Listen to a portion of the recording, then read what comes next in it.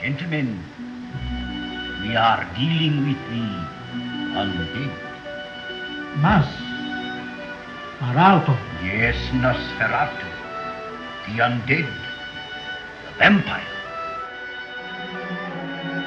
According to the legends of my people, the last Count Dracula became one of the undead. A vampire. I am Dracula. I bid you welcome. Welcome to the now playing Universal Films Dracula Movie Retrospective Series. I have crossed oceans of time to find you. Hosted by Jacob. Oh, I have waited an eternity for a man of your strength, your gifts, your will.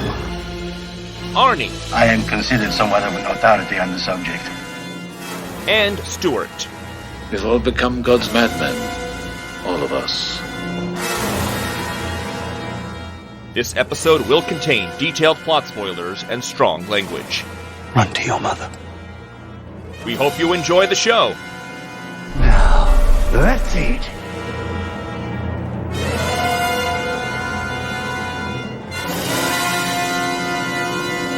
Today we're discussing Renfield, starring Nicholas Hoult, Awkwafina, Ben Schwartz, Adrian Martinez, and Nicolas Cage, directed by Chris McKay. This is Arnie, the now playing Child of the Night. And Stuart. And this is your only salvation, your only friend, the only one that cares, Jacob. Welcome back, folks. We're picking up the Dracula retrospective. It's been like a good 2 months. Wasn't that last year? It feels so long ago. Mm-hmm. What was that one even called? Untold? Unremembered?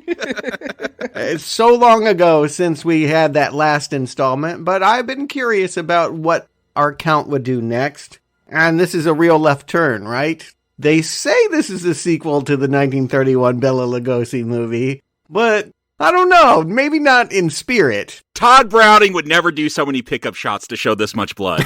Ain't that the truth? So who is responsible for this? What do you guys know about Christopher McKay? Lego Batman. That's about it. Robot Chicken? I mean, when I looked him up, I used to watch Robot Chicken a hell of a lot. Yeah, I'm sure I've seen his stuff on there. I don't know which skits he did. Yeah, he feels like one of us, right? One of those Gen Xers that likes to make fun of pop culture. He wrote the story for that recent D&D movie, Tomorrow War. That one, Oof, yeah, I forgot about that one. Yeah. I mean, they ended up dumping it on Prime, but that was his big action spectacle that I guess shows that he's better being sarcastic. Who starred in that? Was that Chris Pratt? Chris Pratt and J.K. Simmons team up? Okay, I did see that one, yes. It was not great. It was dreadful.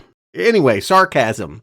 That was not how I saw Renfield going. Honestly, before there was a trailer, I hear sequel to Dracula, and, I saw one still of Nick Cage. I thought they could have played this straight, but I should have known with this man attached to it that it was going to have snark and plenty of it, and, Lego Batman was good. When I saw the trailer, it was kind of both a disappointment and a reassurance. It was an adjustment. I went from okay, well, this will be nothing like what we've talked about before, but maybe entertaining in its own right. It's Nicolas Cage playing Dracula. How can that not be entertaining? The moment I saw this trailer, I was kind of like Unbearable Weight of Massive Talent last year. I saw this trailer, and I'm like, this movie excites me as a concept. It looks fun. It looks funny. It looks like Nicolas Cage going over the top.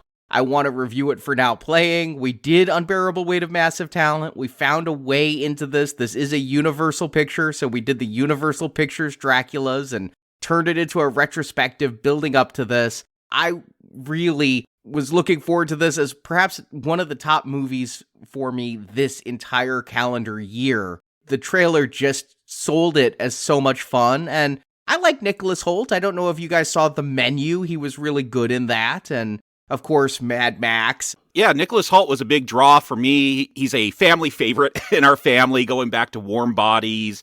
He was the Beast in the X-Men films. Not everything's great. Don't see that when he played J.R.R. Tolkien. That movie was a real bore. But yeah, The Menu, he's always fun. I enjoy when he shows up in a film. The Great, too, I'll offer that. You may not be interested in Catherine the Great TV series, but it's actually a comedy. And that's what I think of him as. He's got this droll wit. He's kind of like the new Hugh Grant and can be kind of fun to watch. But again, I want to circle back to this. Arnie, you were sold by the trailer. I was sold beforehand that Universal Studios was making a sequel to Dracula. That trailer surprised me. I wasn't expecting farce. And I never expected this to be a sequel to Bela Lugosi's Dracula. I think Arnie sent an article or something later. No, they said that a year ago. That is why we did this retrospective building off of Bela Lugosi, was I was told direct sequel, and then when I saw that trailer, I went, what? Okay, maybe you were told that because you do all the scheduling and all the behind-the-scenes stuff. To me, that was a surprise, and then, yeah, when we get a homage to the original in the beginning of this one, I'm like, okay, they are trying to say this is Bela Lugosi's Dracula.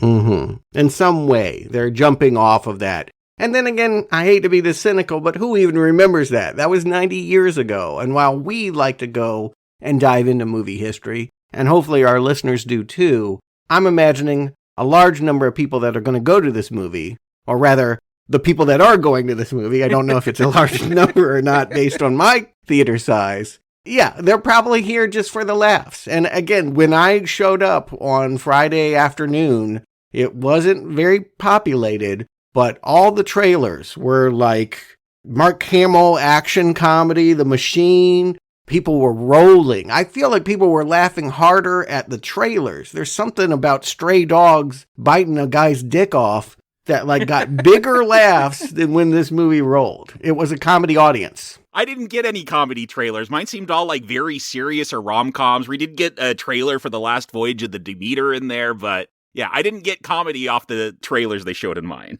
Oh, interesting. Yeah, there's a whole like girls' night with Asian actresses, like the whole thing, raunchy, rowdy crowd. And, you know, I can't use the word crowd, but that audience that I was with, that was what they want. They were laughing. I thought it was interesting that the laughter actually kind of stopped once the credits started. Okay, well, I'm going to have an opposite experience then. Maybe not crowd size. I counted about 20 people there. We pulled up to the theater, took my wife with me because she was excited to see this as well. Packed. She's like, oh no, it's going to be sold out. I'm like, no, this is Super Mario, people. And sure enough, it was. It was just everyone was there to see Super Mario Brothers again. That was like me and Children of the Corn. I'm like, whoa, are all these people here for? Oh, Creed 3. That's right. Yeah. Not this movie. But there's about 20 people there. But I'm going to say, like, the most responsive audience I've been with at a Now Playing movie this year, as far as laughing and reactions go. And I'm out of town, so Marjorie and I decided to see this together apart. We both went to a 5 p.m. showing on Thursday, the day it premiered. She went down where we live, and I went in Springfield. And both of us had about 5 people in our audience. And what was interesting is both of us noticed it was all individuals. Like, nobody had come with somebody. Everybody in this movie was in this movie alone. And I was in a smaller theater, maybe 25 seats total. And I think there were maybe 7 of us total in the theater.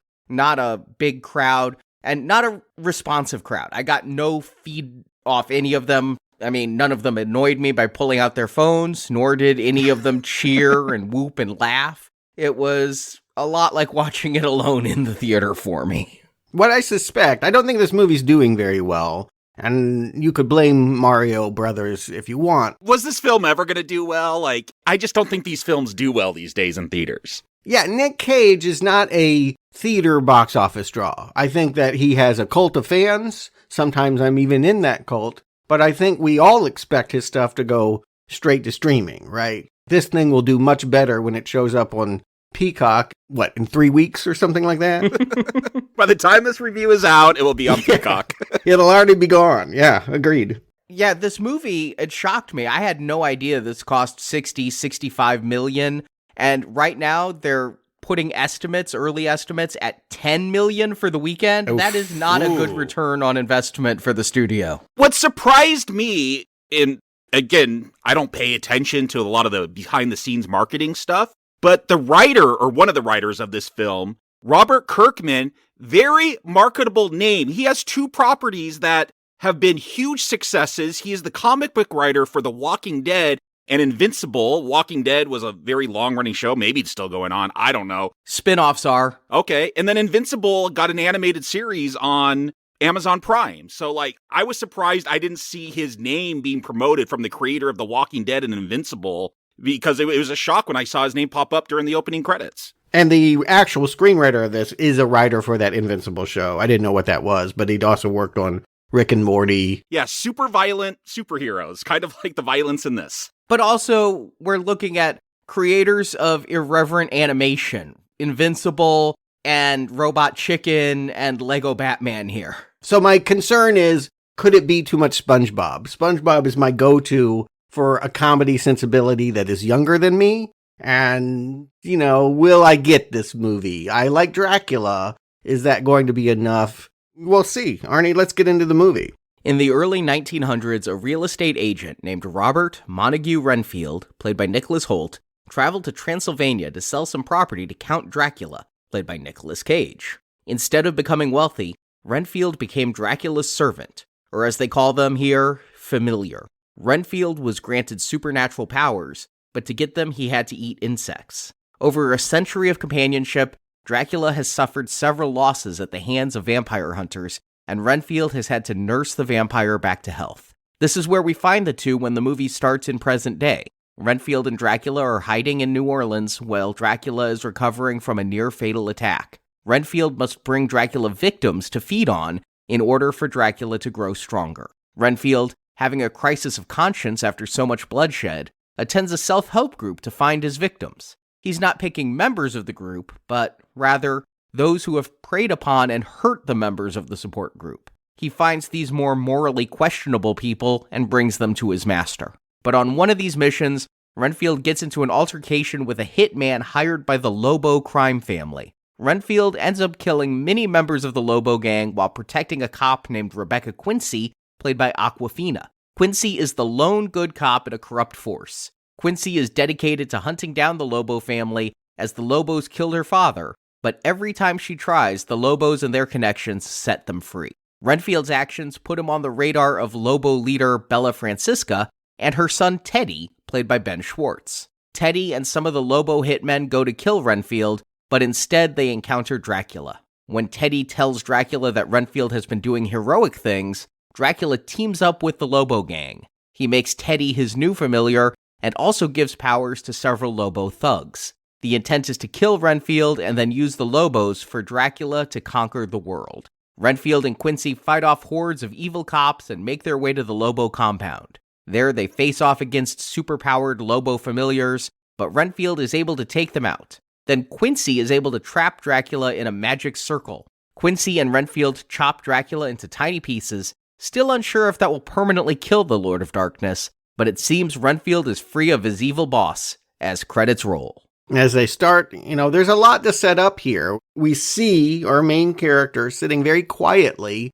in a support group, wearing that name tag, hanging in the back because he doesn't want to share. But in voiceover, he's got to tell us all the ways that this is connected to 1931 Dracula. I'm not feeling it. I got to say, when we quickly jump to Kung Fu and people flipping, I'm like, this ain't Bela Lugosi.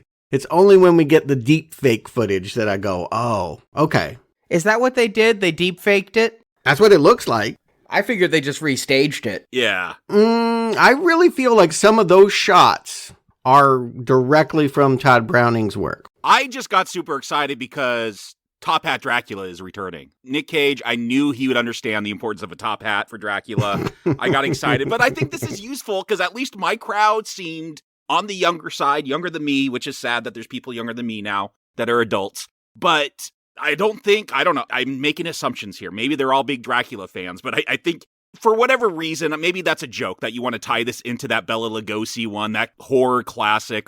So this is probably useful because probably not a lot of people have seen that. So if that's important, that this is a sequel. But for those who have seen the original, like we have, I think this is a nice, loving homage. I mean, who wouldn't love to see Bela Lugosi's Dracula completely just reenacted like Gus Van Sant's Psycho with Nick Cage in Bela Lugosi's role? I mean, his I never drink wine. I just loved it. Yes, do that remake, please. I was laughing throughout this because, yes, even though it feels like ages ago, have recently seen that Bela Lugosi film. So that was on the mind. And yeah, I was having fun with Nick Cage parodying all of that. We finally have an explanation for something, too. I think we all said when we watched that 31 one. Why those bugs in a coffin? What is that little bug doing in his coffin? It's a pillbox. This is the thing that Renfield has to bust out. I just assumed he ate spiders because he was creepy, but no, it actually is in this world. And again, this is the part that I don't love about this movie. He's going to have kung fu powers whenever he pops a fly. Yeah, that was one of my questions going in because of the TV show What We Do in the Shadows. There's a familiar character there that gets a bunch of storylines, is a real important character, and he doesn't have any powers. He's just a human hoping to become a Dracula. And this one, seeing the trailers, I knew that Renfield had kung fu powers, and I'm like, he's still young. He hasn't aged. Like, has he been bitten in this one and turned? But I guess he's still just a part-time vampire. He's just eating those little bugs, which is fine. Like, we kind of just assumed that somehow Dracula was controlling him, and in those old black and white ones that didn't really go into all the lore. But this also feeds into the metaphor. What this movie is really about has nothing to do with Bram Stoker. It has to do with talking about codependency. And this was a surprise to me. I saw the trailer. I knew that there was going to be a joke about a codependent group, but I didn't realize this movie is going to really speak to what it is to be under the influence of a very corruptible, evil person. Makes sense now. In retrospect, how else would you tell Renfield's story? But by showing the old footage, you can see how he got seduced. How it was like, I'm a lawyer and I'm going to get rich, and now I'm traveling the world and entertaining high society. I did love the irony of him saying travel the world, and we see the Demeter just getting crushed by waves. But the thing is, like, in your mind, when you're under the influence, you think you're living in high society, but really you're eating bugs. Your powers are coming from doing grotesque things, and waking up to that, coming to that realization, will be the journey of this Renfield. He started on it because he's in DRAG, this support group. I didn't catch what the acronym stands for. Did you guys hear it? But I saw it was DRAAG. I didn't even catch that. Yeah, this group of sad sacks. This was the trailer, was him in this group of codependents and talking about his bad boss, which is part of the reason why we had to review Vampire's Kiss for patrons on Friday, is because Nicolas Cage plays a very bad vampire boss in that. But I didn't expect that to be the entire movie. I expected this to be the opening of the movie. I expected Dracula to walk in at the end of this opening scene and really introduce.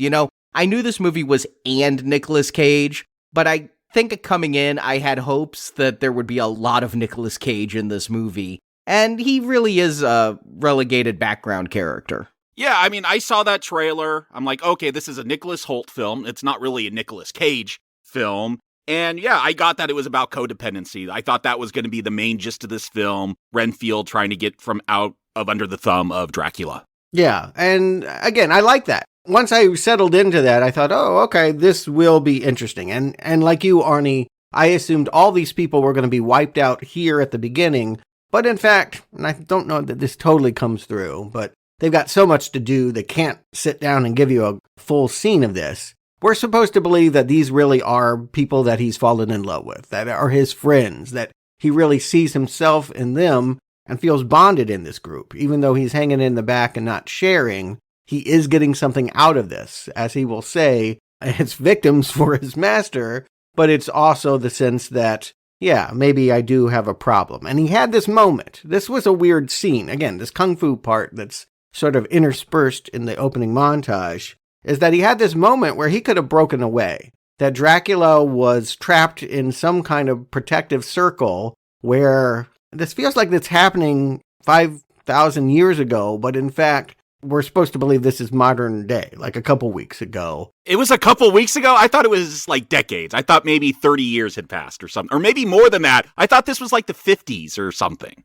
Crossbows and the guy that's in the whole papal thing, like that really felt like 1500s, 1400s, but, well, let me put it this way. Dracula will receive some extreme burns in this scene, and they are not restored in the present day. So has he been charred like this for 500 years? I just took it he was so disfigured. Well, I don't think 500 because 1930 happened. But I figured he was so destroyed, he's almost dead, that, yeah, it would take a lot of blood. And he talks about the kind of blood that he'll need later on to really restore himself. The thing that Nicholas Hoult says is that this happens a lot. And so what we see is this opening, an instance of a time that Dracula lost. Is it the instance that Dracula lost right before they go to New Orleans? Yes. I think so. Or is this something that happened 50 years ago that then Dracula just recently suffered a new loss?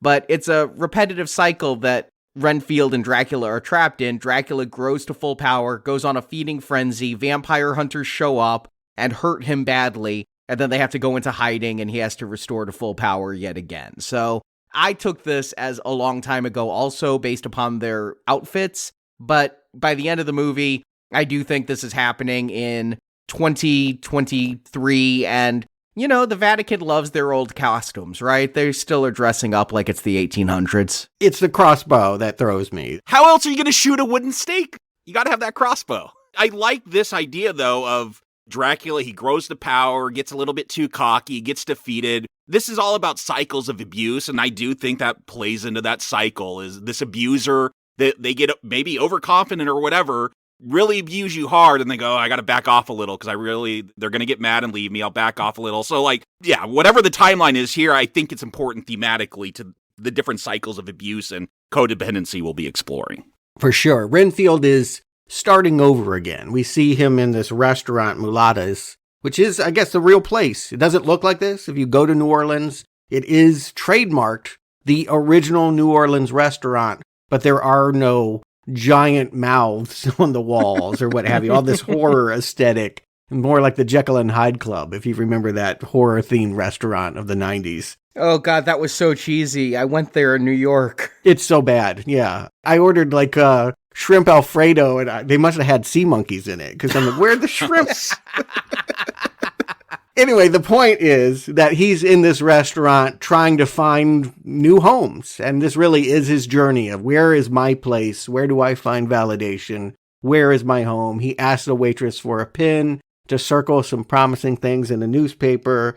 And all of this is set up for a lot of stuff that's going to happen in the middle of this movie. But right now, Caitlin has just unloaded about her monster boyfriend, Mitch, which makes him a perfect target for Master. I mean, I gotta agree. If you're gonna force ska on someone, that's pretty abusive behavior. Like, too much ska, not a good thing. Voodoo glow skulls, I hate them too. I get it. I was cracking up. I don't know how many people know about the voodoo glow skulls. They are, like, local to Southern California, so we saw them a lot at local shows, but I was cracking up during the ska stuff. I know that's a very specific sense of humor, but it's my sense of humor. I love this stuff. And it keeps coming back. I'll give them that. The ska is a running joke for the first half an hour of this movie that I like. And because Renfield is technically a villain in those earlier films and things, they have to find a way to make him acceptable to modern audiences. They do what Deadpool did. If you remember the very beginning of Deadpool, Deadpool's an assassin. But who's his first target in that Deadpool movie?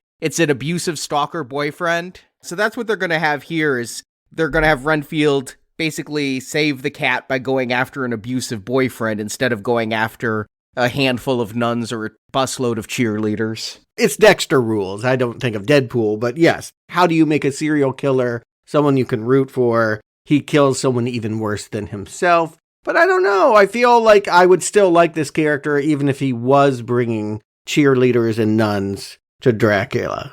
Yeah, that's a different vibe, a different level of maybe pathos they would be going for. They go the easy route. Like, whether I like this film or not, it goes the easy route most of the time. It's not a very challenging film, even though it's about, abuse and all that. It's gonna stay pretty safe. What did surprise me, what I did not expect, was this to be a Splatterhouse film when this violence finally kicks in. I didn't realize it was going to be so over the top, like Kill Bill style blood spouts coming out. Not a complaint. It was kind of a shock. And once I realized that was the tone, I'm like, oh, okay.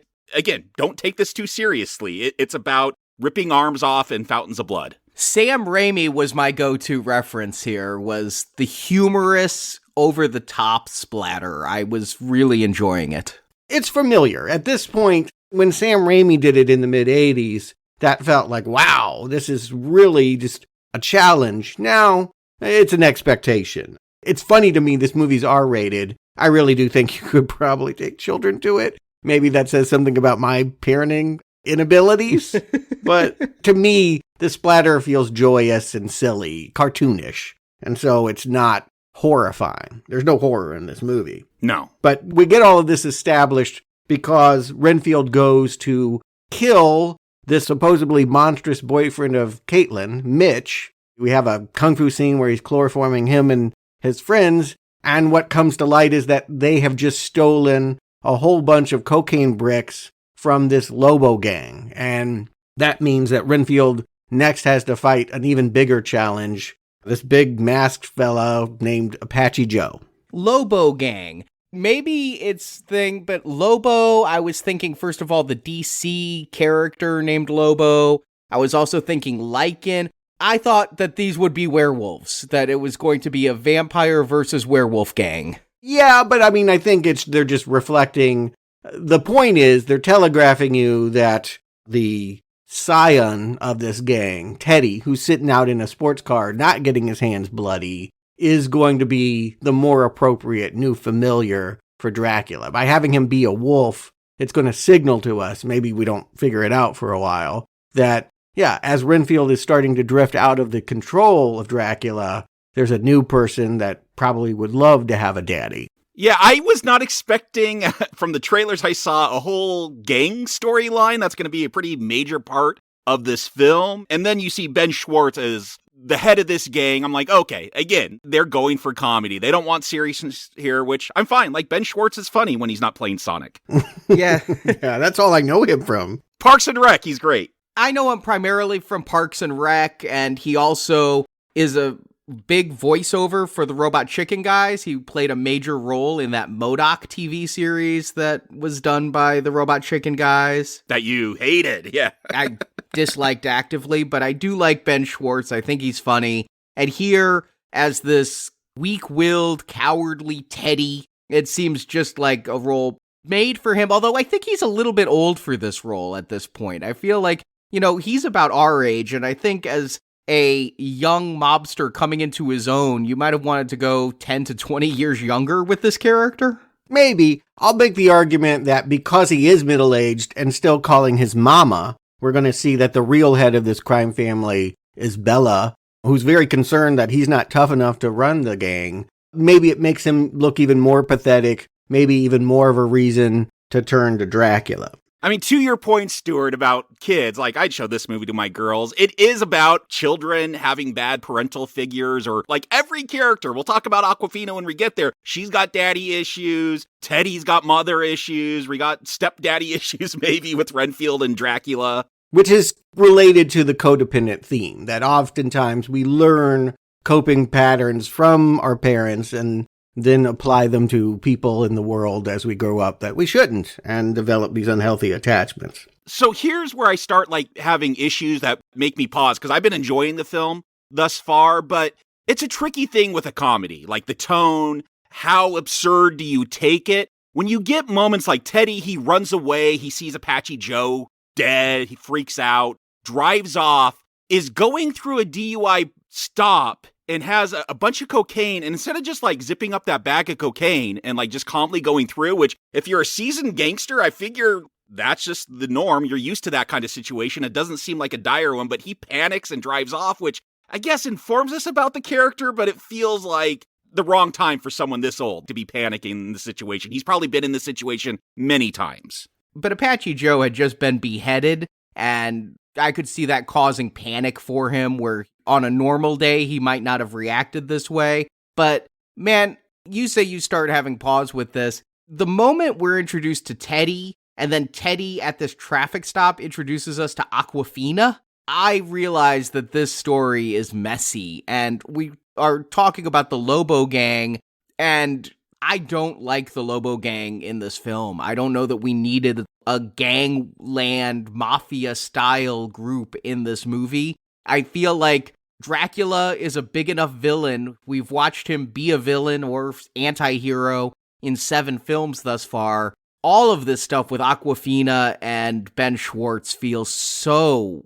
unnecessary and weights down this film for me. I have some reserves about the whole gang subplot and how they decided to go about this plot. My biggest disappointment, though, is Awkwafina. I feel like I know what her thing is when she shows up in a film. She's going to be sarcastic and be making jokes. And I feel like she's almost the straight woman in this film. I don't think I ever laughed when Awkwafina was around. I'm laughing at Nicholas Hoult, at Nicolas Cage, at Ben Schwartz. I'm not laughing with Awkwafina. And I thought, oh, that's why she was hired to be the comedy relief. I'll tell you, the first laugh I heard in my theater was when she throws the baton and knocks Teddy out as he's running away, throwing cocaine bricks at them and saying, I have a prescription. That got a laugh, finally. I felt like there was crickets going on. But people kind of liked her. At least that was my sense, that she brought something that was comforting for an audience that was kind of struggling maybe with the tone. I gotta feel like Awkwafina isn't stretching. Isn't this the same exact role she had to play in Shang-Chi? That's what I'm saying. I feel like every film I see her in, she's playing this role. Well, you hire Awkwafina to be Awkwafina. And I'm saying I don't think she's really Awkwafina in this.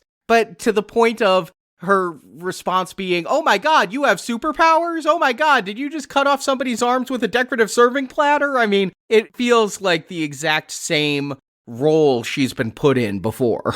Well, here's the thing. She is not only just a sidekick. If that were true, then I might agree with you that this whole gang thing complicates and distracts us from the point. But we are to understand that her story is Renfield's story. They are both working for corrupt, evil organizations, and that's what is supposed to bring them together. I feel like this script has so many good ideas, but is really like 2 rewrites away from being where it needs to be. I see everything that's in play being of value, but we just have these awkward transitions. Jacob, what do you talk about? Of like, we know we need to get Teddy arrested, so we'll just do this awkward thing here. And very quickly, we see that Awkwafina's moment of triumph, bringing this guy downtown, turns into humiliation when authority figures release him and say she was the one that traumatized the criminal. Yeah, I will say when we get down to that police station, the one reoccurring joke that I do laugh at from Awkwafina is fuck you, Kyle.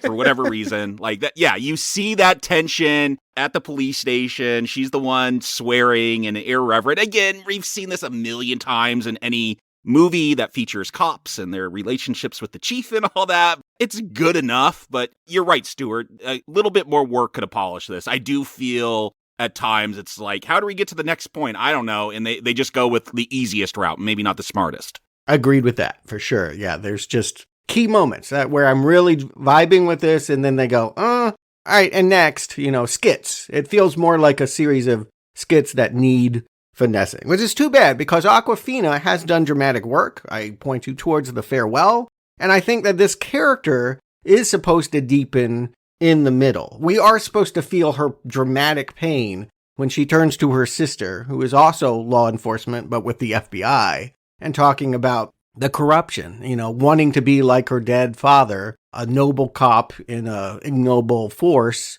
All that stuff is supposed to not be funny. That's the stuff that is supposed to have you dramatically recognizing that she and Renfield are oppressed people. And from the crew of Robot Chicken and Lego Batman, the drama's not always the best. Maybe unsurprisingly with those credits. But yeah, I feel like they go from some more serious dramatic moments, and I'm always like, let's get back to the jokes and ripping off arms. That's what's working for me. Anytime Awkwafina's on screen and Nicholas Hoult is not, I find this movie dragging, and that is not what I expected coming into this. I expected an irreverent comedy, and when they try to bring in the dramatic moments, they're falling really flat, and this is only a 90-minute movie, 97 minutes with credits, and a movie that short shouldn't feel like it's dragging, and right from the beginning here, it starts doing that. I'm like, where's Dracula? That's the movie I came to see. All right, well, let's talk about Dracula, because we saw him a bit in the Kung Fu of the beginning, but we really get him about 20, 25 minutes here when Renfield comes home dragging those bodies that he just took out, Apache Joe and the 3 others, and we find out that, Nick Cage is kind of like the boss that he was in Vampire's Kiss. He will use a lot of sarcasm and badgering and belittling of his servant in the same way that he terrorized Maria Conchita Alonso in Vampire's Kiss, but it feels safer, right? It doesn't have the wildness of that performance, the unhinged. No German expressionism going on in this film with his facial features. No, you know who Nick Cage said was his inspiration for Dracula? Anne Bancroft in The Graduate. Weird. Okay. Wouldn't have guessed that in a million years. Not ever. I don't see it. Maybe if I went back and watched The Graduate, I would.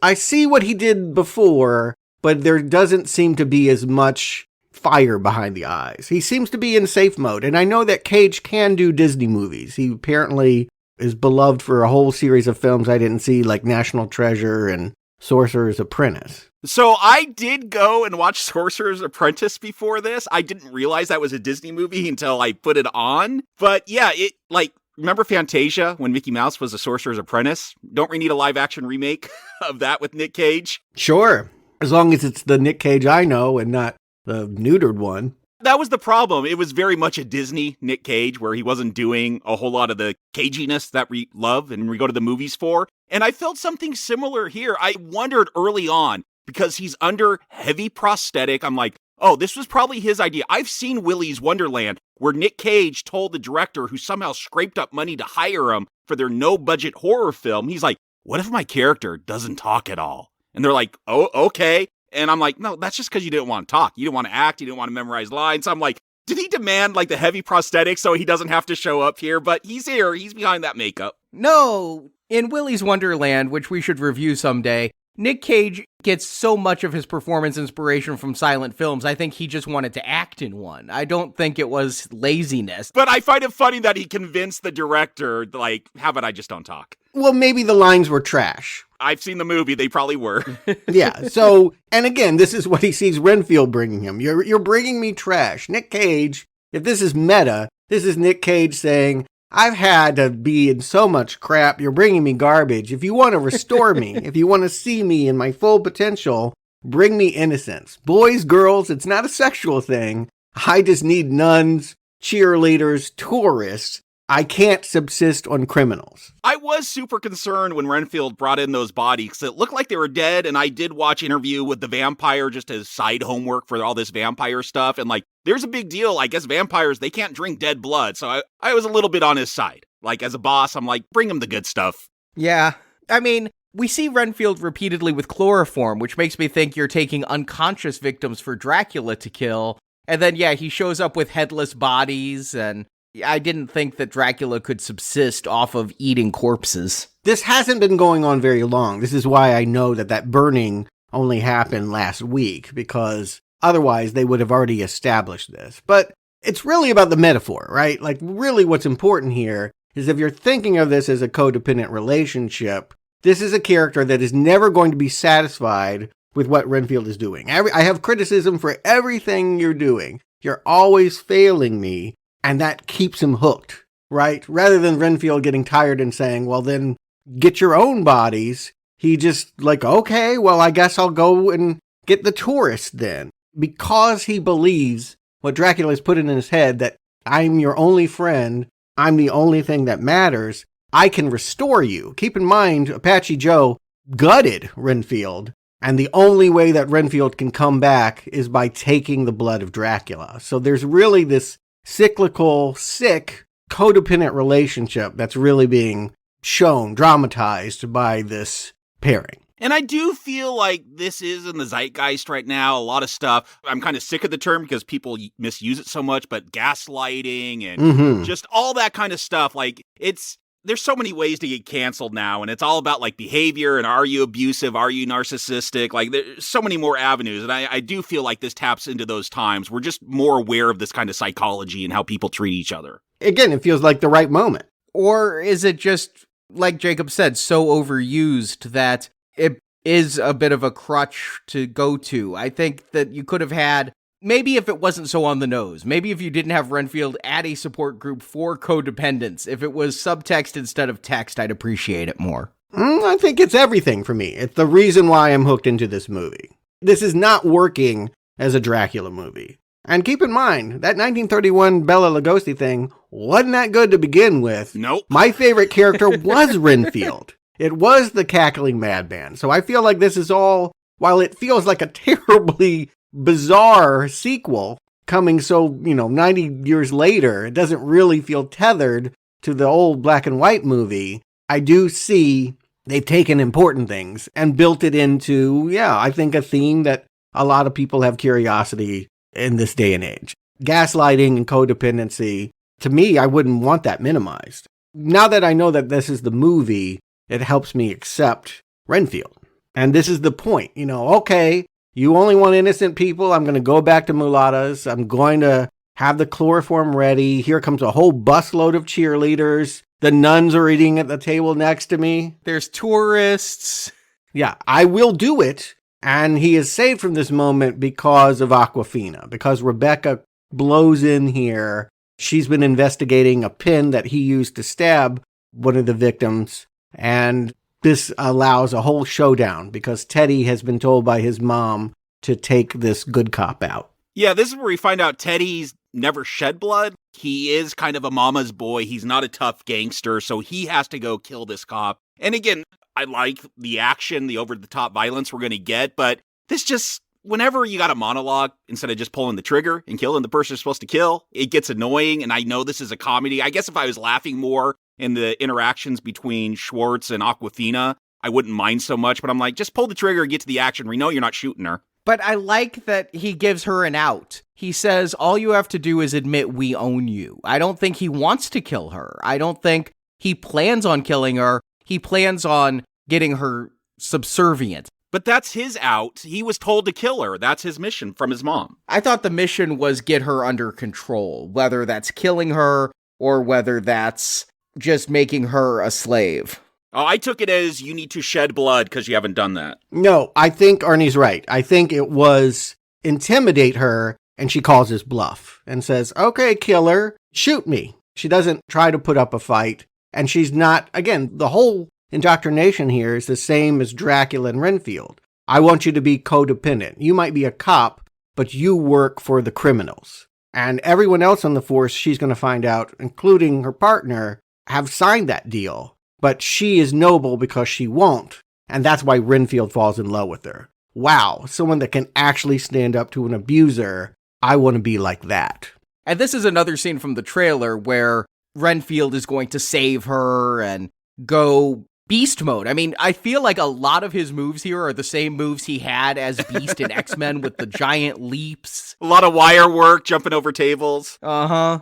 And then the decorative serving platter to cut off the arms and give us some more splatter. Yeah, and my crowd is enjoying this stuff. They're oohing and eyeing and laughing over the extreme, over-the-top violence. I just love the idea of, Popeye. I think we all grew up with Popeye. The Zoomers are probably wondering what a Popeye is, but besides the chicken restaurant. But the fact that bugs are used like spinach for Renfield here, and he's got to pop that bee in his mouth and go crazy. A fly in the soup. That's right, yes, because he's dropped his bug, and so he's got to find that other bug to eat. Yeah, I mean, the humor is, of course, that's a subjective thing. I guess because I've seen so many movies that use graphic violence as a punchline, I'm kind of inured to it. It's kind of like, okay, this is kind of fun, but I wouldn't say laugh out loud hilarious. I feel like where the comedy is lacking is in the lines. I love the setup. I love the metaphors. The physical violence, the slapstick with blood is okay, but where are the good one-liners? Yeah, I agree. When I say the audience is positively reacting, I'm laughing. I'm not like holding my gut laughing. It's a chuckle. Like, I'm amused. I'm having a good time. I think that's what the audience is having. You're right. There's not a lot of great one-liners. It's usually all of a sudden someone's arm is ripped off and a stream of blood is shooting out, and it's just so extreme you kind of chuckle at it. Monty Python could do both, and this can only do one. True. But what I feel like is real, like maybe at some point this was a PG-13 family-friendly film, is after this fight, Awkwafina, I think she falls in love with Renfield. She's like, you're a hero. I'm like, we're talking about heroes in an R-rated action horror comedy? Like, that feels real kiddie. And like the whole time, like, you need to become the hero that you are. I'm like, all right. We have a generation raised on the Marvel Cinematic Universe. I guess that makes sense to people. This is a line from Lego Batman. Yes, this is not a line from Certainly not Todd Browning's Dracula, but the kind of movie that I'm wanting this to be. It's a little, you talk about on the nose, Arnie, and this is where, like, we need to accentuate this theme so that you get it. I feel like this is my real struggle because I love the idea of this female cop on a corrupt force being in the same situation as Renfield, but it's just not dramatized well enough. They don't have really great chemistry together. And so when she's saying things later, he'll bring her flowers at the station and she'll be like, I'm lost without you. I'm like, where was that scene? I don't even understand this relationship. It was lost on the cutting room floor. Perhaps. This movie is short. Even though I know you want comedies to be short, it feels trimmed to the point of maybe missing key scenes. I actually think that they probably chopped out dramatic stuff that might help some of the character relationships I'm looking for. But the important thing is we're in Act 2, and Renfield does see himself as a hero because she told him, and he's codependent, so if someone tells me something, I believe them.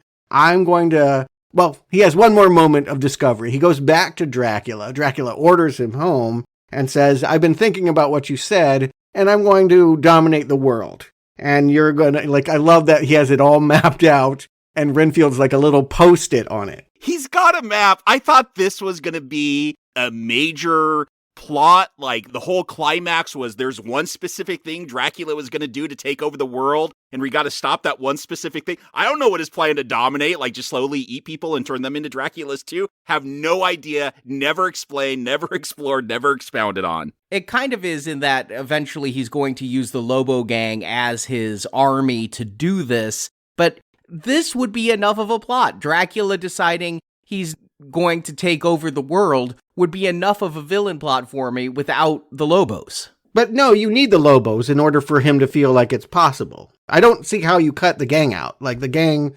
unifies this. The gang gives Dracula the idea that Renfield is not enough. They're both going to move away from each other in Act 2. And Dracula here, again, he's got his assistant as a post-it while he's made everything around him. I'm going to turn good and evil into followers and food. And that is scary to Renfield, to think that, first of all, such an evil plot is going to be hatched. And Jacob, I hear you questioning, we needed to understand what that plot is. If he's a narcissist, if we are just to think of Dracula as the ultimate narcissist, I don't think that they think about details. I think they think about themselves being at the center of the world more than they think about mechanizations on how to do that. And that kind of goes with the idea that whenever he gets close to rising to power, he gets caught by some version of Van Helsing and has to recover. Like, I get that. I just felt building up to this ending. Is that his undoing? I guess in some roundabout way, you could say that once again undid him.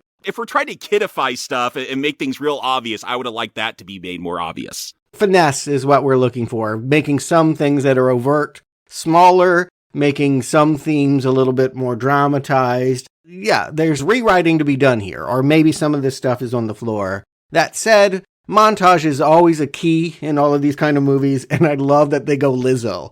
I love that they take her, like, self-affirmation, like, anthem, am I ready to be loved, and turn it into, you know, we always get this, the shopping montage. Renfield is going to fix himself by going to Old Navy, which feels both like product placement and a punchline. He's going to get at the Sunrise Motel. He's going to get a studio apartment and, you know, just paint it bright colors. I want to know about his lease where he could just go paint those walls day one. But yes, I did think it was funny. Like, every wall's a different color. Some real patchwork painting going on there. And he takes those Successories posters, you know, those ones that are all inspirational quotes that I've had in my workplaces.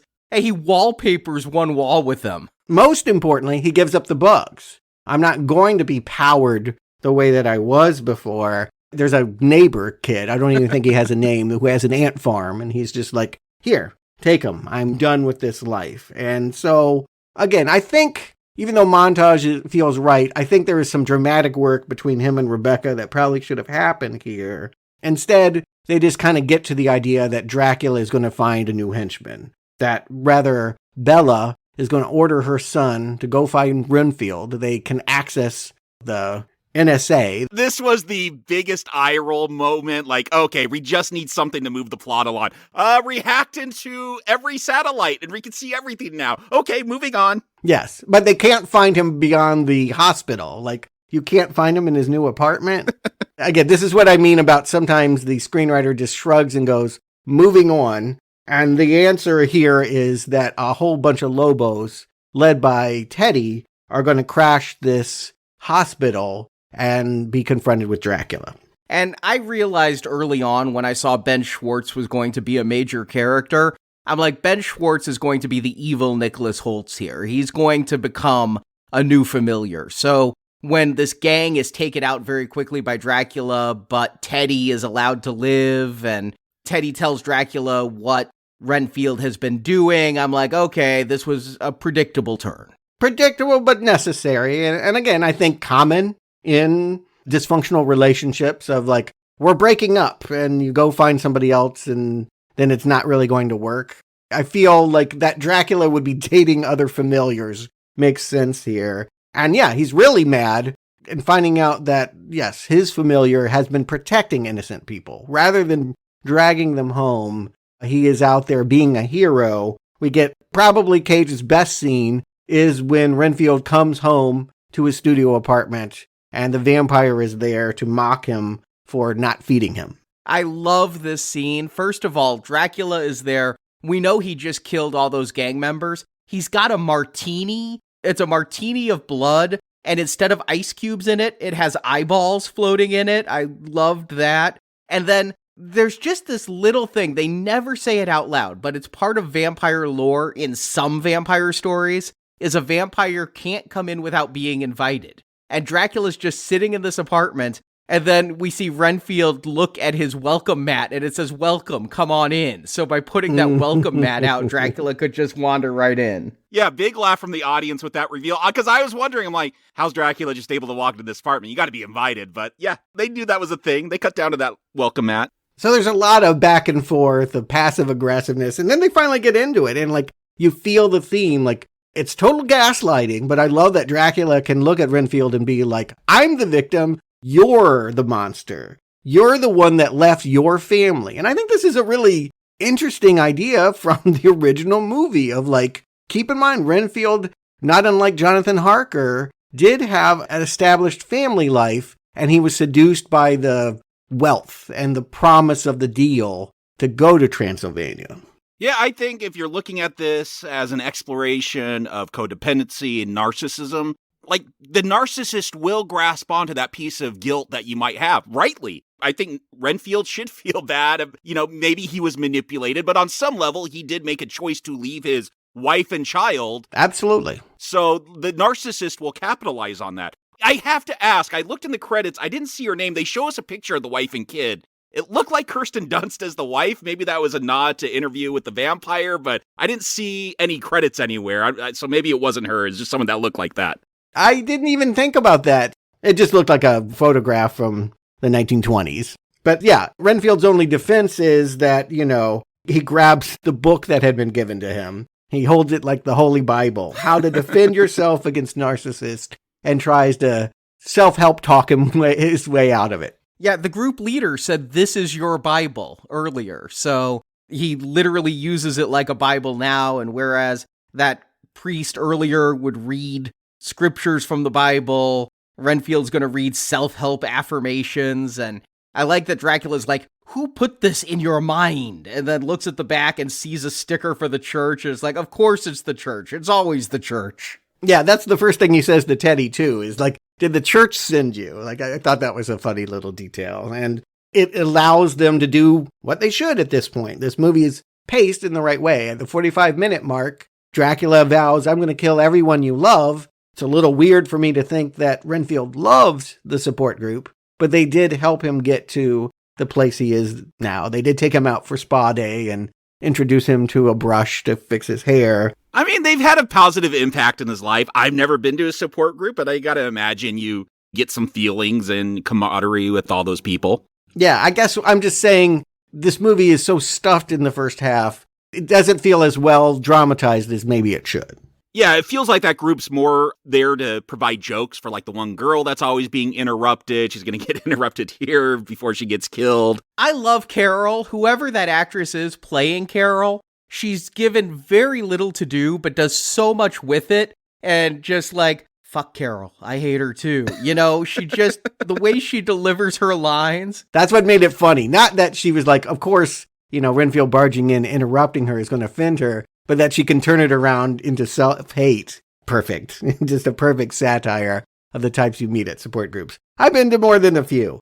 Here's what I'll say. So yeah, this is a turning point, and it's back at the trailer. We don't have to guess what's going to happen, because if you saw the trailer, you knew that they're all going to die in this moment. Let's eat. That Dracula is going to be invited in and take them all out. And this was my biggest laugh in the movie, because in the trailer, we see him go, "Some call me the Dark One, others the Lord of Death, but to most I am simply..." And then it's not in the trailer. Somebody goes, "Renfield's boss," and interrupts him. And that was my single biggest laugh in the entire movie. And he's so annoyed by being known as Renfield's boss. But I feel we have a real hard switch at this point. That up to this point, you could make the case that this is about Renfield. And after this point, we really do switch to the perspective of Rebecca. That she has been running around doing silly work with this DNA investigation of the bloody pin from Mulatta's, and has come to the church too late. She finds Renfield covered in blood, being left by Dracula to suffer there alone, which is, you know, the worst punishment you can give a codependent, is to not be there, to make them feel like there is no one in their life. That'll be the quickest thing to get him to come back. Again, I'm not convinced Dracula actually wants him to be gone so much as wants him under his control. But it's Rebecca's movie from now on, because it will be her, scene after scene, discovering how she is sort of stuck in the same way. This is where the movie turns off for me. The highest point of the film is the massacre in this group scene. And the more we focus on Rebecca, the more I'm like, this movie's called Renfield. I want more Renfield.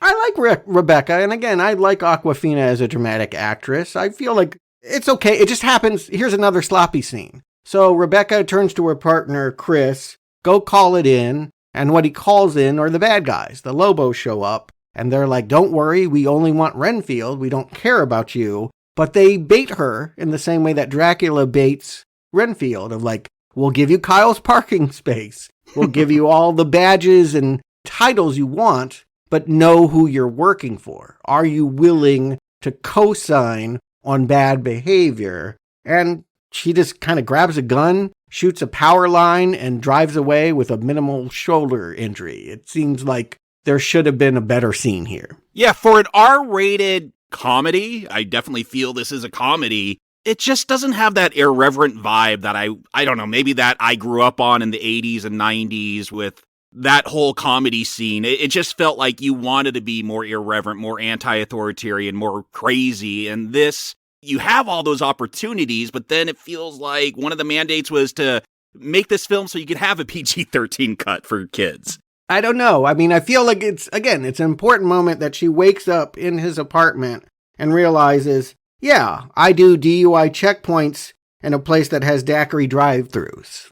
I am relegated to a stupid, ineffectual position, and how do I break that cycle? This should be the thing that brings them together. He has allowed her to keep her gun. He has remained in handcuffs and is, again, I think a little codependent on her now. You know, he has moved out of being under Dracula's thrall and more thinking about this good cop. He's addicted to being called a hero, and it ends up just being sort of another splatter moment of the Lobo gang. I mean, it is an improvement that he's responding to positive reinforcement instead of negative reinforcement for once. Oh, yeah. I mean, everyone's got to start somewhere. I don't want to say that you can just you can be totally on your own. But she takes that positive reinforcement away. She goes, "You're not a hero. You're not even a villain. You're just someone who kills people," which in my book is a definition of a villain. But she takes that away from him and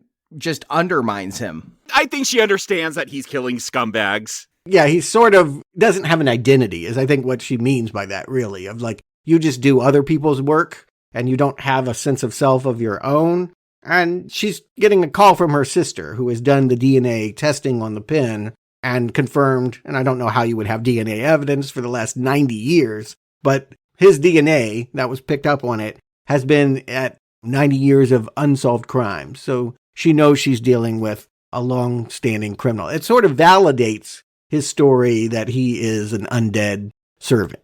I thought for sure the FBI sister is going to be revealed to be the ultimate mole. Yes. Yes. That never happens. So here's the thing. Yes, you do it in parallel. If Renfield wakes up to the idea that, oh, Dracula isn't just a kind of bad guy, but someone that wants to dominate the world, you need to have this woman that has revered her father and the police force so much go, oh, they're not as noble as I thought they would. They needed to either say that her dad was corrupt or that her sister was corrupt. But the fact that she just ends up being the damsel in distress for the climax, it's just wrong. It just feels wrong. Yeah, and she's quickly forgotten at the end too. But we got to get there. Here, we get this montage. All the bad guys, the Lobo men, the corrupt cops, storm Renfield's apartment complex. Renfield has to break in and steal the ants back from that ant farm. And there's this montage or rapid cut fight sequence of him ripping arms off and then using them as spears. To sabotage, no less. No, it isn't. No, it wasn't sabotage. It is not the Beastie Boys. And then it's someone that could be actionable against. It is the same song. I thought it was the Beastie Boys. I waited for the credits because after last week with Super Mario Brothers and me being sick of No Sleep Till Brooklyn, I'm like, hey, they're finally using a new Beastie Boys song. It's not Sabotage. It's not No Sleep Till Brooklyn. It's not Fight for Your Right to Party. But I did not see Beastie Boys anywhere in the credits, so if a listener could tell me what song this is, I really liked it. It's a good Beastie Boys ripoff. But anyway, yes, we have a lot of continued splatter. There's this heavy named Bryce that they hold over a railing. She's holding him over the railing while Renfield comes down in slow motion, waving as he goes. And, you know, it just, how entertaining is it to see whole bodies explode? I feel like we've had Scanners-style explosions of blood now for a good hour. I don't think that's a joke that is endless. I don't think I could keep laughing at that. I don't know. They're innovating. They're chucking arms through people's torsos. I'm having a good time. And it sounded like the audience I was with was having a good time during all this. And Stuart, you say they've been doing this for an hour. I feel like there's not enough of this. I feel like there's the scene in the diner and there's this scene, and that is it. And I wanted, honestly, more of this type of gonzo humor, and I love this scene. It was a relief in a part of the movie I was not enjoying to get this. Okay, well, we're wanting different movies then, because I definitely am wanting more of the codependent. Like, I feel like the splatter comes in just enough. I feel like we get just enough Nick Cage. Honestly, for some people, it might be a problem that Dracula is not the star of this movie. I think that this has been positioned correctly. But it is kind of weird that Dracula is all of a sudden brought in a coffin that Teddy introduces his mom, and the gang is just sort of there. They're just all unified. It felt too quick, too easy. I mean, we're at the 80-minute mark. We got to get moving. I thought Teddy might actually want Dracula to overthrow his mom. I didn't know if his issues with his mom, if that was resentment or he's setting her up to have a father. I couldn't tell. But he wants to answer to Dracula and not Bella. And she's fine with it. And Teddy isn't the only familiar. A lot of the gang comes out and they all have the glowing yellow eyes that say they have, as Teddy calls them, Dracula powers. And I'm like, okay, now we finally have Renfield at a disadvantage. People are able to fuck him up because they're on an even playing field.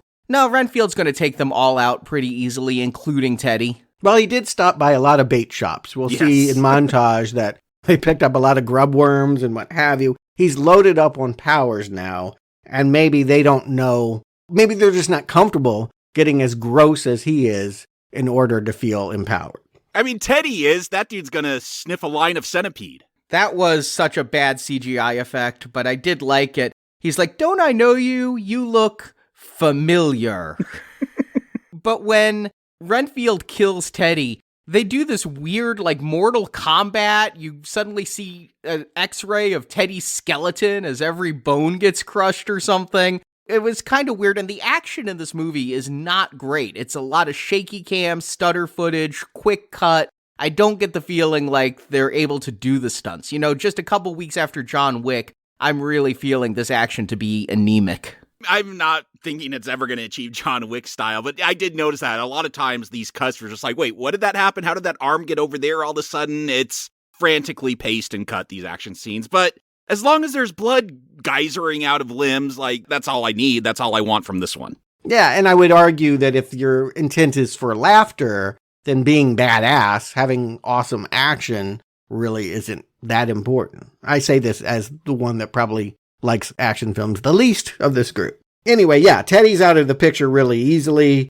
and Rebecca has taken Bella hostage and used her to go back into the hideout to find her sister, and this is where Dracula makes his pitch that we know it's not going to work on Rebecca because she's resisted every attempt to be controlled and gaslit before.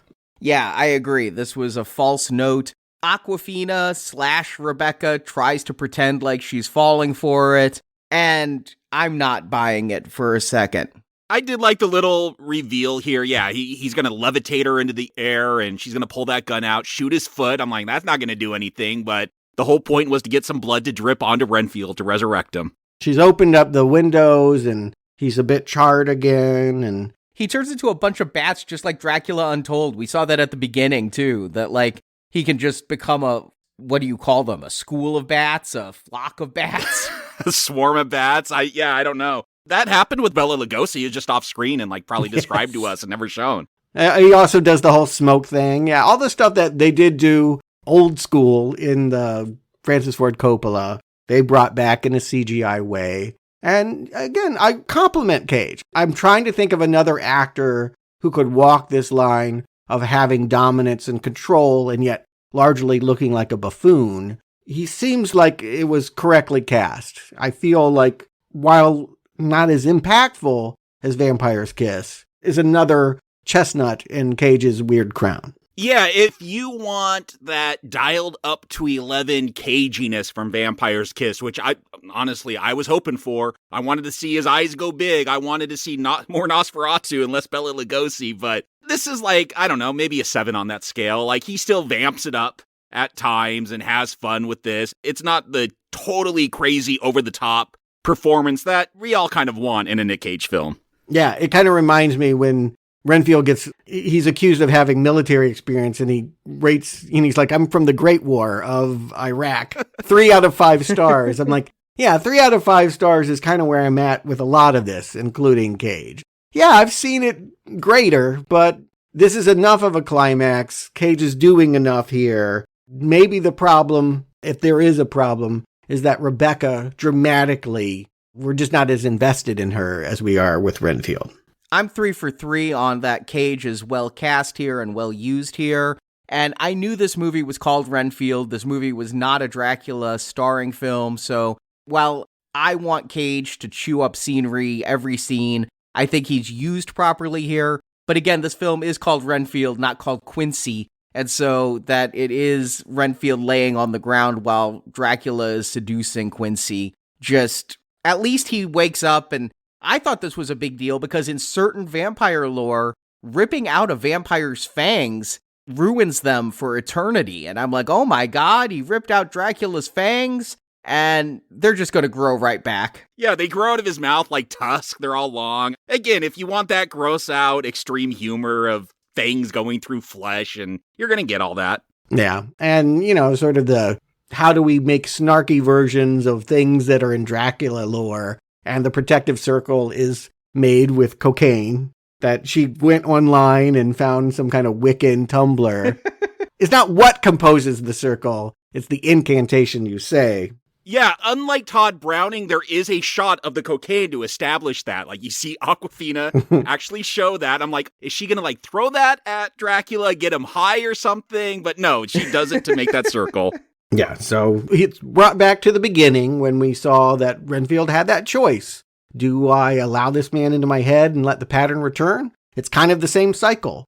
Awkwafina has ruined New Orleans for them. He can either go back to this guy and go to some other part of the world, or he can, follow a new influence. And I think what we see here doesn't seem like that dramatically hard a choice to make. He grabs the stuff off the torture rack, and together he and Rebecca turn Dracula into concrete ice cubes. They chop him up and then, bury him in concrete and then break that concrete up. And they go to extreme lengths. And even then they're like, I don't know if this is going to work. Yeah. Sequel, maybe. I don't know. I love that they have a jug of Dracula blood right there, too. And I'm like, okay, I knew this Dracula blood was going to become some kind of plot device later on when they introduce it early on as having healing powers. I didn't realize it could bring back the dead. I thought it could heal, but I'm pretty sure Rebecca's sister was dead there. Was she dead? I was wondering that. She looked dead to me. Yeah, she was dead. And she says to Rebecca, Renfield said you brought me back with Dracula blood? Can I buy that at GNC? And then they're going to bring back the entire support group. Yeah, I thought it was kind of extreme, to kill that whole support group. They did nothing wrong. Those are innocents. And so when I saw Renfield sitting there with that jug, I'm like, oh, okay, he's going to resurrect everyone. But yeah, you're right. It doesn't make sense because they're already dead. It's not like they're sitting there still on life support. Mm-hmm. But are they changed? Well, see that the leader, Mark, has some PTSD from whatever he saw in the afterlife. That was funny stuff. Yeah, so who knows? And again, I think they think maybe we have something here. Maybe we could make a sequel. I think the box office is telling us that it's no way that's going to happen. A Peacock exclusive. Come on. Maybe, in a diminished capacity. Cage would still do it. Oh, you think Cage will come back? He's the one that will come back. Yeah, the low budget has not scared him away so far. Yeah, Nicholas Hoult's the one who would be too good for it. Yeah. Awkwafina and Hoult are out. Schwartz is busy with Sonic 3. So, yes, what life will be like will maybe be changed, or maybe it will fall back into the old habits, to be determined by another movie. And then we have these end credits, and I do love the end credits because they go into the 1930s style with scratched film. They show the Renfield title, and it's in that slanted font, just like the Dracula title is on the DVD cover for that 1931 Dracula. And then we get a lot of scenes. I do think there's a lot of cut scenes. We get some scenes of Nicolas Cage here that I did not see in the movie, mixed in with scenes of Renfield and Awkwafina that were in the movie. I'm sure there's a lot of footage of him just vamping those teeth off to the camera or something. That's what this feels like. Plastic cheapies. Yeah. Nah, he got the ceramic ones. 60 million budget, he got the ceramic ones. Yeah, he got the $20 teeth for sure. All set to Soup Dragons, I'm Free. Not quite a ska song, more Manchester, but... I was really disappointed. I thought, give the Voodoo Glow Skull some royalties and play a ska song, for real. It would have been nice to bring back that joke, but I'm Free thematically tells us where Renfield is emotionally. It's a on-the-nose song to play. For a movie that's been kind of on the nose. So Jacob Stewart, do you recommend Renfield? Jacob. A film could always achieve a lot of different levels. It could be total trash. It could be a masterpiece. I think if you want the really, really good version, if you went into this expecting an A+ comedy about vampires and their assistants, I would say go watch both the film and the television series, What We Do in the Shadows. That is the funnier version, especially a television show where they have time to explore the life of a familiar and he becomes a major character. And it's a good show. Yeah, there's your A+ version. If you want your cheap streaming on Peacock version, yeah, you're going to have Renfield in a couple of days probably when it hits streaming channels. It's fine. I chuckled throughout it. It sounded like the rest of the audience was having a good time. I think, yes, this is a comedy. If you want a dramatic exploration of codependency and all that, that's not what this is. This is about mostly physical humor. Not, like we've said, not a lot of great one-liners, but yeah, a lot of arms being ripped off and heads being ripped off. And it's juvenile fun, but I did have fun. I enjoyed myself.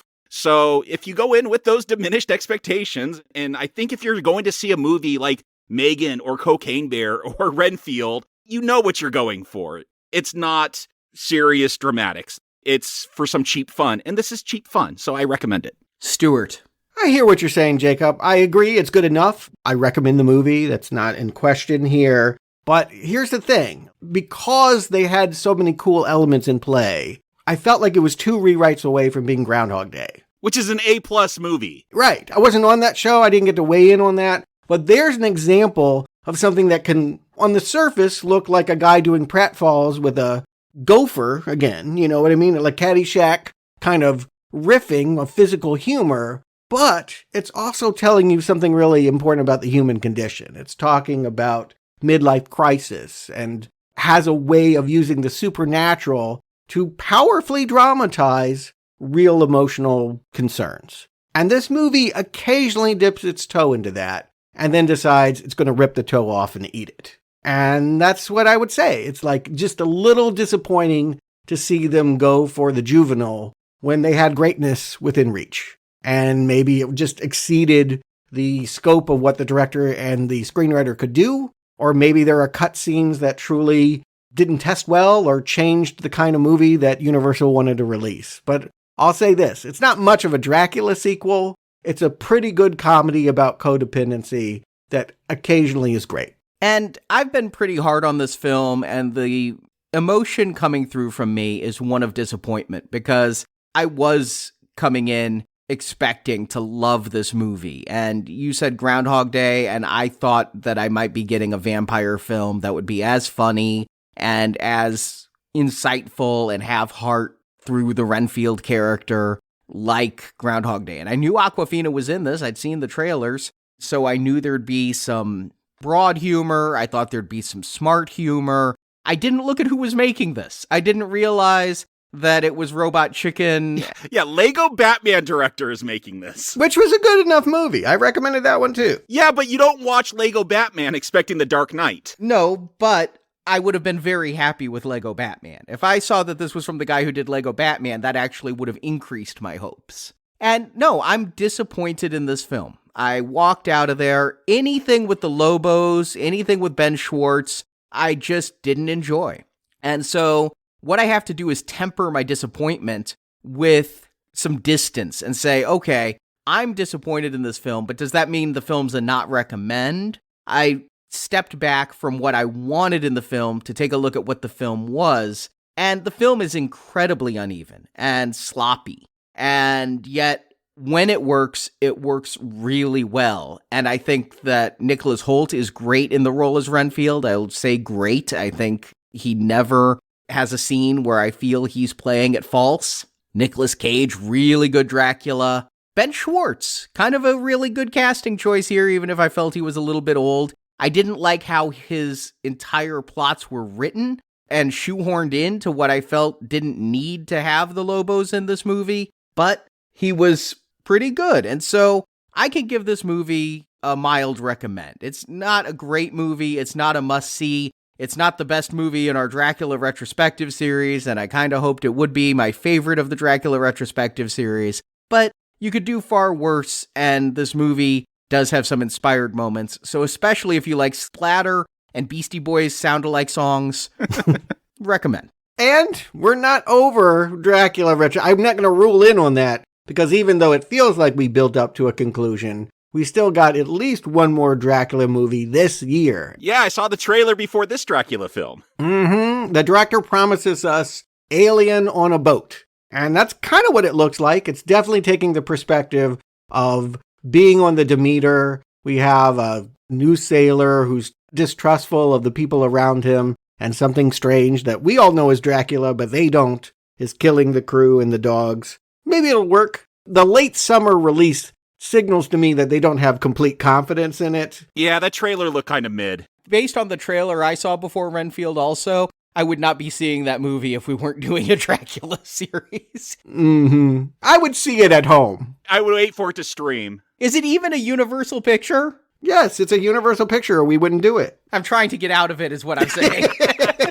I mean, we could just do it when it's streaming, so we don't have to go to theaters. That may be a day and date thing. I mean, I get it. But, and also worth pointing out, Robert Eggers of The Witch is doing his version of Nosferatu, too. So when we get to that film, we'll probably cover Shadow of the Vampire as well. So there's still some Dracula in our future. Also want to point out that Guillermo del Toro is actively developing a Frankenstein movie. Is that our next Universal monster? I imagine that will probably be our next dip into the whole Universal monster franchise. I'm not sure. The guys who did Scream, what are they called? Radio Silence? They're doing a Universal monster film now, and I think they'll move faster than Guillermo. Could be. Anyway, yeah, we're going to table all of that for now so that we can finally finish off the video game series. Woof! I cannot wait to be done with this. I mean, Stuart, they still make video games. There's going to be more. All right, fair enough, but I get a reprieve. We get to catch up with all the ones we haven't done, including this new Tetris movie that just came out on Apple Plus. We'll start the end next week with Tetris and then move on to Werewolves Within and Detention, which is a video game movie, if you don't know. Oh, that's not your punishment for doing this video game retrospective? I've been in detention. I can't wait to get out of detention. Yep. And in the meantime, this Friday, we've got Silver Level, Silverfish, 1995. They actually made another Piranha movie. You probably didn't notice unless you had a subscription to Showtime, but it is a straight-to-cable TV remake of the Joe Dante movie. Starring William Katt and a Baywatch babe. Going to be great, obviously. And Mila Kunis' first role ever, and Soleil Moonfry, Punky Brewster, so there's some names in here. There are names. I got a lot of name calling to do.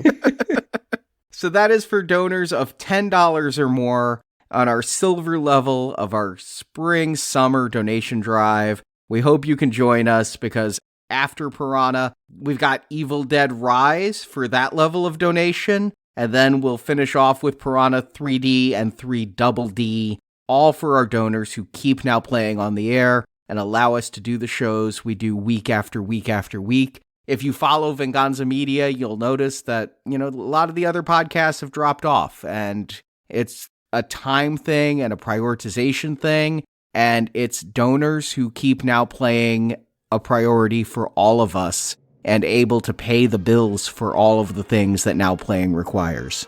So if you can donate, we really appreciate it at nowplayingpodcast.com/donate to keep Now Playing coming out week after week so we don't fall off the way some of the other podcasts have had to. So Jacob Stewart, thank you for joining me.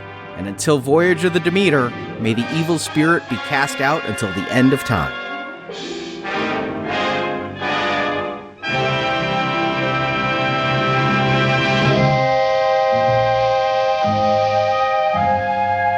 Be thou exorcised, O Dracula, and thy body long undead find destruction throughout eternity in the name of thy dark, unholy master.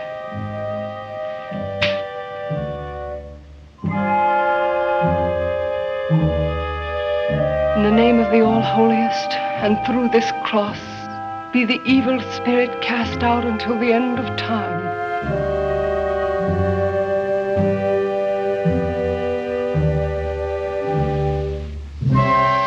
Thank you for listening to this Now Playing Podcast movie review. We hope you enjoyed the show. Listen to them.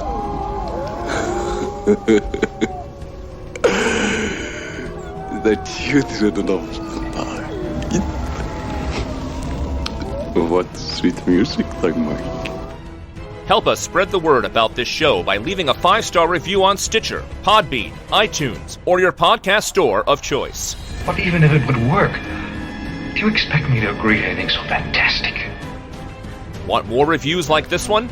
In the archives section of NowPlayingPodcast.com, you'll find more than 1,000 in-depth movie reviews from our panel of hosts. I hope you will like it.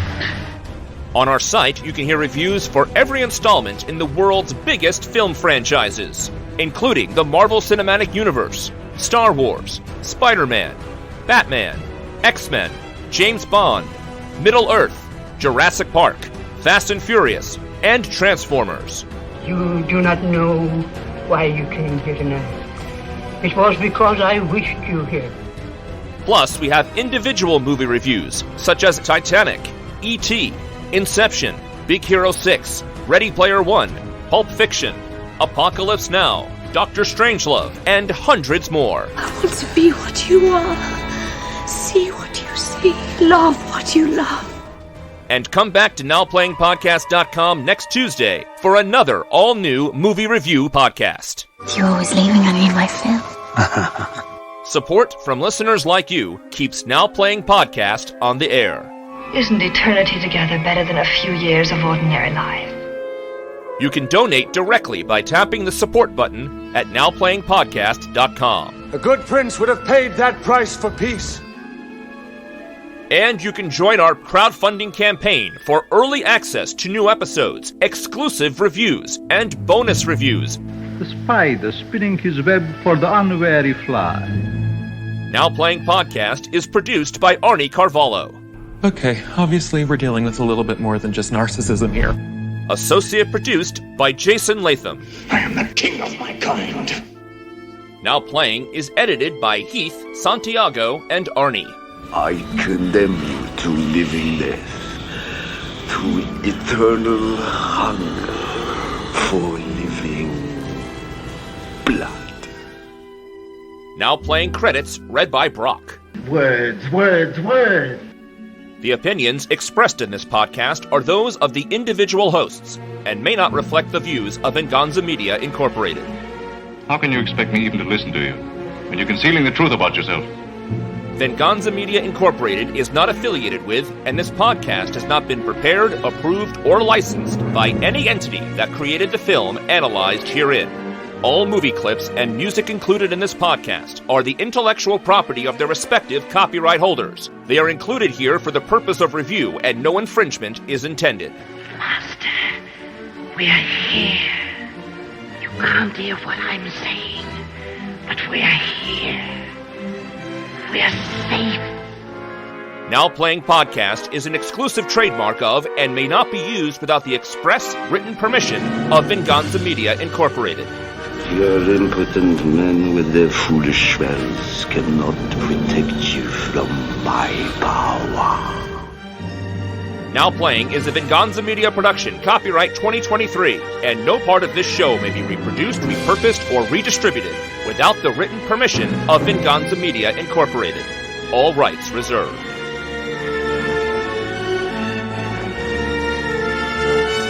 Good night, Mr. Renfield.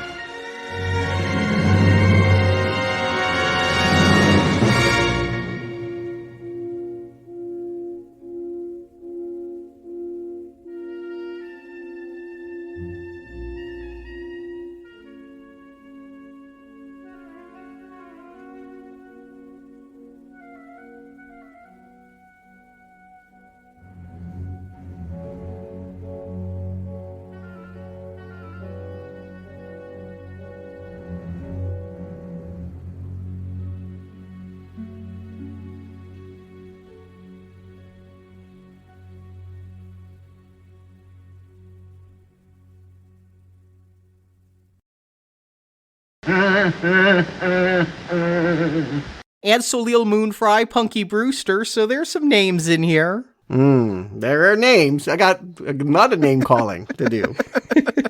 Is she better than her role as Robin on Saved by the Bell? That's what I got to know. I don't remember that episode. You don't remember? She's the gold digger. She gets Screech in a codependent relationship to buy her jewelry and everything, to write her checks. Who is this? Soleil Moonfry? Soleil Moonfry, yeah. Oh, she was nothing without Gloomer. Was that from the cartoon? Cartoon, yeah.